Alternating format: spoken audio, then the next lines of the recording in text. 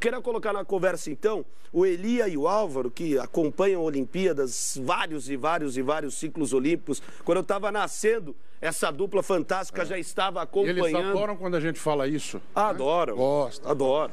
Eles já estavam acompanhando todo esse desenvolvimento do esporte, toda essa evolução e essa capacidade linda que é o esporte poder contar histórias e trazer sonhos para novas gerações. E eu acho que em tempos em que os atletas foram resilientes, Elia, Álvaro, que os atletas foram reais guerreiros, porque não é fácil para muitos ter que trabalhar um ano sem as estratégias, sem a estrutura de treinamento preciso. Essa Olimpíada marcou que sim, mesmo diante da dificuldade enorme no mundo, é possível acreditar. Álvaro, Elia, assim como foi na abertura, é uma honra, um imenso orgulho estar dividindo esse momento com vocês. Nós que assistimos vocês desde criança, a gente gosta de lembrar. Bom dia! A honra é toda nossa, afinal de contas, eu não tô ouvindo o áudio do Álvaro. Tá todo mundo reclamando. Álvaro, você postou foto no Instagram? Você postou foto no Instagram, você e o Elia Júnior sem camisa no Estádio Olímpico? Pois é, esse é o espírito da coisa. Porque em Los Angeles 84 era um calor desses. Só que hoje nós somos sexagenários, né, Elia? Não dá. Com posição de comentarista, né? Olá, pessoal, bom dia a todos. Nós estamos aqui neste início de noite de domingo, celebrando o dia de competição oficial dos Jogos. Depois daquela abertura linda, emocionante. E o interessante de toda essa história é que a gente pôde acompanhar ao longo dessa trajetória inteira não só a melhor campanha brasileira em todos os tempos, com 7 medalhas de ouro, 6 de prata e 8 medalhas de bronze. A gente igualou o número de ouros do Rio de Janeiro, mas superou o número de bronzes do Rio de Janeiro, por isso a nossa melhor participação histórica. A gente acompanhou também uma disputa cabeça a cabeça dos Estados Unidos contra a China. Os Estados Unidos terminaram na primeira colocação, 39 ouros, 38 para a equipe da China. A gente acompanhou a melhor campanha histórica de quem sediou os Jogos, que é exatamente o Japão, esse país diferente, esta incrível nação de 126 milhões de habitantes. Verdade. E este lugar que é genial, que é exatamente a metrópole de Tóquio, com quase 40 milhões de habitantes, 38 milhões de habitantes nesta metrópole que é linda, que é encantadora e que, acima de tudo, é uma interessante ideia de respeito. Sim. A palavra que mais é colocada aqui é respeito. É impressionante como o japonês respeita. O japonês tem a ideia do respeito muito elevada e, acima de tudo, não só a ideia do respeito, como também a de aceitar as regras, de contribuir para que estas regras possam ser muito bem cumpridas.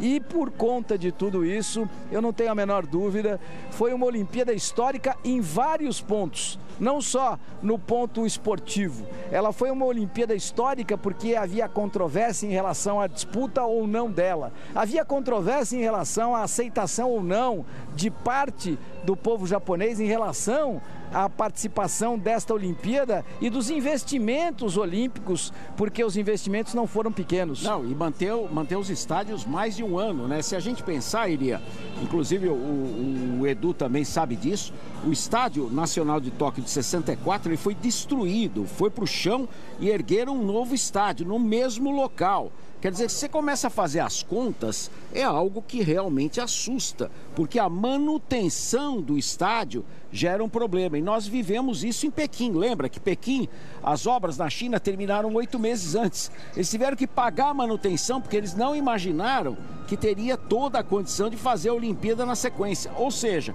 você tem que terminar a obra tipo um mês antes da Olimpíada, para não ter problema. Mas os asiáticos definitivamente não comungam desse objetivo e dessa ideia, muito pelo contrário, é que tudo aconteceu de maneira muito antecipada, independentemente da pandemia. 1 bilhão e 500 milhões de dólares investidos na construção desse estádio olímpico maravilhoso, que realmente entrou no lugar do Estádio Nacional, na mesma localização. Por isso esse bairro evoluiu muito, esse entorno aqui é de altíssimo valor. Os apartamentos que estão no entorno do Estádio Olímpico são caríssimos. Aliás, morar em Tóquio é algo muito caro, principalmente nas regiões mais caras, mais nobres, como é o caso de Ginza, como é o caso de Roppongi, como é o caso desta região aqui do Estádio Olímpico. Mas o investimento total dessa Olimpíada, ele, segundo os governantes, passa de 15 bilhões. Mas existe uma ideia de que se você for colocar toda a infraestrutura, tudo aquilo que foi feito para que a Olimpíada pudesse ocorrer da maneira como ela ocorreu,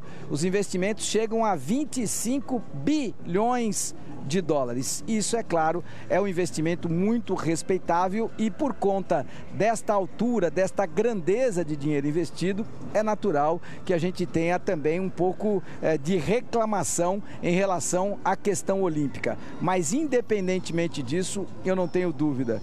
O Japão fez história, não só dentro das Vênues, dentro dos ginásios, dentro deste estádio olímpico. O Japão fez história na organização de uma Olimpíada impecável. E detalhe, Elia, a gente sempre vai chegando no estádio olímpico e a gente passa pelo Museu Olímpico do Japão, museu que tem a estátua do Barão Pierre de Coubertin. E ali tem os anéis.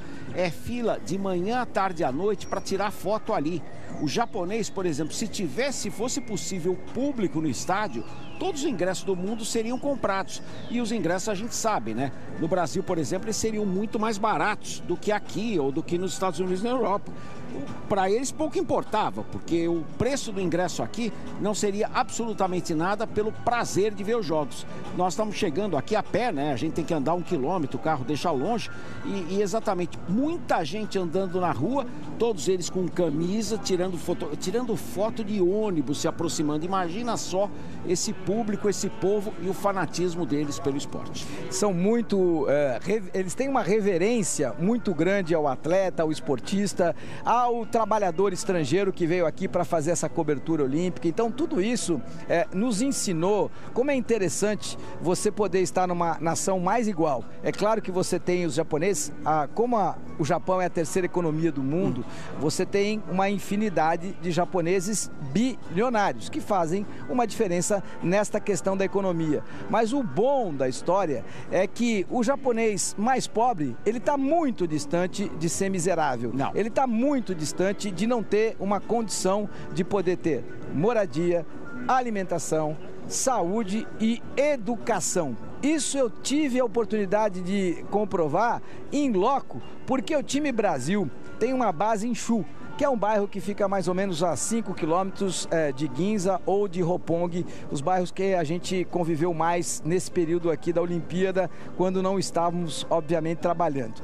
E a base de Chu é uma base legal, é uma base de classe média, normal, e é numa escola, numa elementary school, ou seja, numa escola pública. E numa escola pública para crianças, com piscina, pista de atletismo de 300 metros, com refeitório e com um banheiro de dar água na boca, de dar vontade de usar só pela qualidade. Então tudo isso acontece por quê? Porque os japoneses têm um enorme investimento na educação. Então todas estas lições eu gostaria de poder levá-las ao Brasil. É ótimo que a gente possa dividir isso com os nossos assinantes, com as nossas assinantes, porque mais importante do que essa incrível disputa olímpica, esta superação impressionante da busca do homem pelo seu melhor resultado, foi aquilo que a gente aprendeu aqui em relação à tecnologia, à educação, à saúde, a respeito, à solidariedade. E você, obviamente, vai ter dentro de um país capitalista as diferenças, mas os mais humildes, eles estão numa situação infinitamente melhor do que, infelizmente, os nossos mais humildes. É isso aí, vamos voltar a São Paulo, né, Alvinho? Vamos, precisamos sentar, né? Precisamos nos preparar para a cerimônia de abertura. Aqui, meu caro Ivan Bruno, Eduardo Castro. Afinal de contas, os Jogos Olímpicos, olha, estão sendo disputados num calor africano. Isso é verdade. 31 graus. 31 graus aqui no Estádio Olímpico a esta altura da noite.